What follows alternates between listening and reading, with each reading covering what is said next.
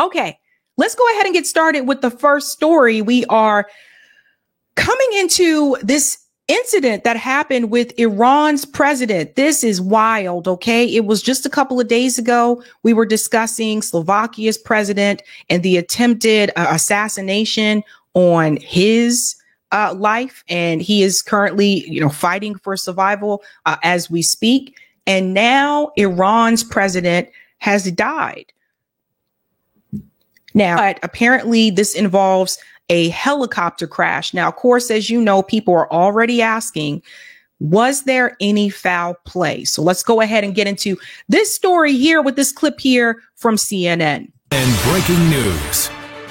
Hello and welcome, Paula Newton, and we are following breaking news out of Iran, where state media has now confirmed the death of President Ibrahim Raisi and the country's foreign minister after a deadly helicopter crash. Now, rescue crews are now at a staging area. Those are live pictures where they are trying to assess where exactly. Iranian officials say the helicopter ran into trouble amid heavy fog on Sunday afternoon.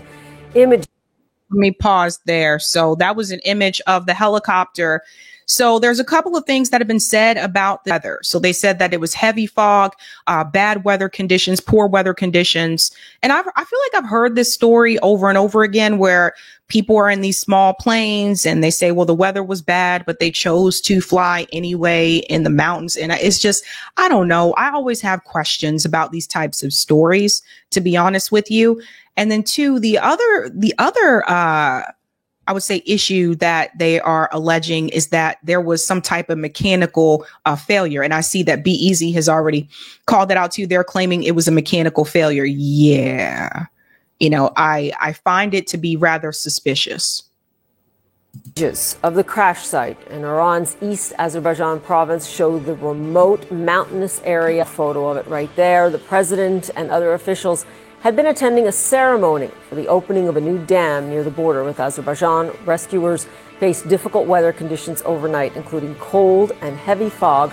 They were urged to pray for the president amid news of the crash, with the country's supreme leader vowing that there will be no disruption in Iran's work. CNN's Paula Hancock is following all of these developments and joins us now live from Abu Dhabi. We should say state media has officially declared that their president has died, and we have not heard again from the supreme leader. But just if you can bring us right up to date on what happened and any reaction that you have coming in. Well, Paula, we now do know that 9 people on board, the foreign minister, we understand a governor of that province, also an imam of Friday prayers of that province, along with security, the pilots, the crew. So 9 people in all went down with that helicopter. Now, you have mentioned that be able to locate and get to that area itself. The rescue teams were unable to put a helicopter into the air, they said, because of the weather conditions. The fact that the fog was so thick, visibility was very limited. We also heard from the residents, extremely cold in these areas. You can see from the images, a very mountainous area, inhospitable terrain and sparsely populated. So let's just pause here for just a second. Okay. So when I first heard about this story at that point, right? So let's just paint a hypothetical situation. Let's say when the plane took off, the weather was fine. And then during the flight, the weather became gradually worse. Okay. So correct me if I'm wrong, but don't pilots already know if the skies are going to be clear or not? Isn't that why flights can be delayed or flights can be, they know the weather conditions prior to when the plane takes off?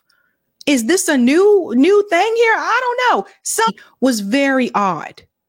Very odd. I would also like to see if any other planes that took off or actually were in that area landed safely during that day. It's just suspicious to me. And considering what's happening right now in the Middle East, don't you just find it a little bit convenient, given Israel's assault on Gaza and the fact that Iran is supplying weapons to Hamas? Don't you just find it kind of, I don't know, convenient, considering the fact that Israel bombed the Iranian embassy. Iran responded back to Israel, and then Israel responded back to Iran. Don't you think it's a little too convenient that now the president of Iran dies in a plane or a helicopter crash? It just seems That's the latest information we have. We do know also from state media that the government has convened an urgent meeting. They say that, according to a photo that was provided by state media, that the chair that President Raisi would usually sit in had a black sash across it for mourning. We understand from state media as well that there will be details in the hours to come about the mourning procession, the process, the timing, the details.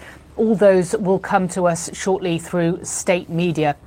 But people in Iran will be waking up this Monday morning to this shocking news that both the president and also the top diplomat have lost their lives in this helicopter crash. Of course, questions will be asked internally now about what happened, about why this helicopter was. We know it was in a convoy. There were 3 helicopters in all carrying the delegation of President Raisi from this inauguration of the dam project just on the border with Azerbaijan. There were 3 helicopters. 2 of them landed safely, but the one carrying the president and the foreign minister, we know now, did not. Paula? Again, that there were 3 helicopters. 2 of the helicopters landed safely, but it just so happens that the helicopter that was carrying the president of Iran is the one that crashed. Didn't those 2 helicopters fly through the same weather conditions? Did Boeing make this helicopter? Come on, guys, we have to think here. We have to think here. It's just a little too convenient to me. And I want people to ask questions about this because that there were mechanical issues with the helicopter.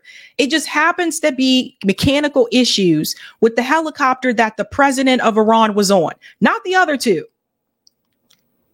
And wait for it, folks. It may I would say what I would say really happened with this situation. We may not find out till years from now. But this does not make any sense to me. We'll go on a little bit more here. I'm going to tell you what people are saying about the United States in reference to this incident. Paula Hancock's for us in Abu Dhabi, continuing to track reaction. Really appreciate it. I want to bring in CNN's chief international anchor now, Christiane Amanpour. Christiane, really good to have your insights here. You interviewed the foreign minister a little bit over a year ago. You tried to interview the president. I just want to get your reaction to what really has been shocking news. Well, Paula, it is obviously shocking news, and it couldn't come at a more underground phases, as you know, those internal protests and discontent that have been crushed brutally in the aftermath of Mahsa Amini and the Iranian Revolutionary Guard Corps. It also comes at a time when there's Israel war on Gaza against Hamas, continued war between Israel and Iran that had been going on, broke into the open over the last several weeks. That somewhat subsided after a reaction from both sides, but nonetheless, it shows the peril of the situation. You can imagine for the United States, for the West, one of the most important issues is the Iran nuclear issue. That had been somewhat contained after the 2015 nuclear agreement that President Obama negotiated with Iran and with Europe and was rubber-stamped, or rather stamped into officialdom by the entire United Nations process. President Trump, at the urging also of Prime Minister Benjamin Netanyahu, pulled the United States out of that, and that caused much more uncertainty and stability over the process of the Iran nuclear program. We understand.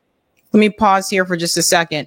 So, and thank you for saying that. I think it was Rachel who mentioned that as well. When we talk about condolences, right? When things happen to other countries that are part of the West, the United States government or the president of the United States will at least offer condolences or something like that. There will be a big speech that says, we are so sorry about what happened.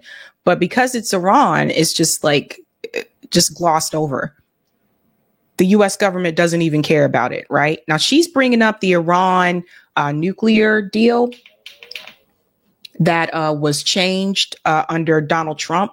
But I feel like that is pulling us away from the issue at hand, right? We're talking about the helicopter crash that just happened to carry the president of Iran, and the fact that there is the conflict right now with Israel and with Gaza, and there has already been fire exchange between Israel and Iran. You know, what does this mean for the future of Iran?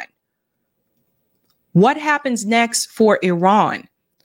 And I'm curious to know if the administration in Iran actually believe the story that is being told about this helicopter crash, or if they feel differently. And if they do feel differently, how will they respond? This is one of those stories I'm telling you, we probably won't know everything until a couple years from now. We're going a little bit more here. Over the last week or so, there was some word from the IAEA, the UN nuclear agency, that they were back in talks with Iran to make sure that everything was happening above board and within the nuclear regulations, the Non-Proliferation Treaty. We wait to see what kind of work they were doing on that. And it's known that the United States is trying to stabilize issues with Iran, given the volatility of the region right now. As for inside Iran, as you mentioned, the Supreme Leader Ali Khamenei issued many statements before the news that he had actually been found dead, saying that the nation was praying, and you're bound to see days, if not weeks, of official mourning organized all over the country. He also said that the affairs of the country will not be disrupted or disturbed. To that point, there is a act of succession. There is a line of succession. There's a first vice president, and you're bound to see at least interim measures being put in place to ensure the continuous running of the system. At one point, before. Let me just stop here and then we'll go to the next video. Another question that I have: how do we know, or how do we not know, if one of the people that were traveling with the president just happened to be working for someone else? Isn't that how the U.S. government would do it? Isn't that how the U.S. government has done this before? Hasn't the U.S. government actually had people infiltrate certain organizations and certain, governments to do their bidding? U.S. government did that to the Black Panthers. They pretend like they wanted you, they go along with you, and then they're the one that actually caused your fall. We may never know, but people are already asking if the United States government had something to do with this. Shout out to Hotspot for doing the damn thing. They are doing it. Hotspot catches these stories all the time. I don't know how they keep up with all of this. I don't know how they do it. The United States is in no way involved in the crash of Iranian president helicopter. This is coming from Lloyd Austin. Of course, he was questioned about that. Israel is also conducting operations in northern Gaza, even though they've said that they previously said that they had defeated Hamas there. So, particularly given your personal experience fighting terrorists in the Middle East, do you believe that Israel can achieve its goal of fully eliminating Hamas? The United States had no part to play in that crash, and that's a fact, plain and simple. But if the United States did have involvement to do with that crash, it's not like Lloyd Austin would actually say in a press conference, yeah, it was us. I mean, let's be real, folks. Would they admit that? No, they would not. He says this as though we should just take it as fact or whatever. It's like, come on, man. We know if the U.S. was involved, we know that you would be the one that would lie in front of the American people. It's not like you would actually accept that responsibility. We're not stupid. And Israel? Are you afraid they're going to blame Israel? I won't speculate as to what they'll blame. Again, Israel is also conducting operations. Yeah. So this is where we're at now, folks. It is a very scary time, very troubling time. Again, the United States government has been known to before infiltrate and to have other leaders of countries taken out. It has happened before. So hold on to your seatbelts, folks, because this is not good. This is really not good. And I'm sorry. Call me silly. Call me, I don't know, superstitious, a skeptic, whatever you want to call me. But I just find it very hard to believe the information that has been displayed about this particular incident. I find it very hard to believe. And like I said, it may not be till years from now until we find out what really happened in reference to that helicopter crash. Seems a little bit bizarre to me.